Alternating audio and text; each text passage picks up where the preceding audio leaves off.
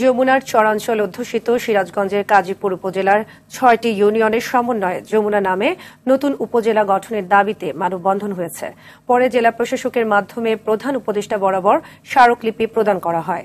সকালে কালেক্টরেট চত্বরে জেলার কাজীপুর উপজেলার নাটুয়ারপাড়া, তেকানি, খাস রাজবাড়ী, নিশ্চিন্তপুর, চরগিরিশ ও মনসুরনগর ইউনিয়নবাসীর উদ্যোগে এ কর্মসূচি পালিত হয়। মানববন্ধনে জেলা বিএনপির সাধারণ সম্পাদক সাইদুর রহমান বাচ্চু, সিরাজগঞ্জ প্রেস ক্লাবের সভাপতি হারুনুর রশিদ খান হাসান, সিপিবি সিরাজগঞ্জ জেলা শাখার সভাপতি কমরেড ইসমাইল হোসেন ও সিনিয়র সাংবাদিক আতিকুল ইসলাম শাকিল বক্তব্য রাখেন।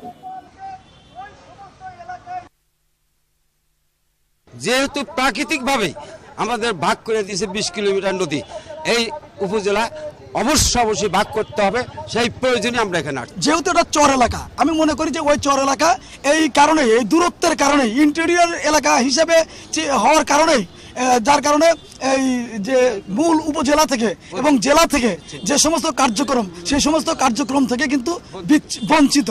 সেই জন্যই আমি মনে করি এই দাবিটা অত্যন্ত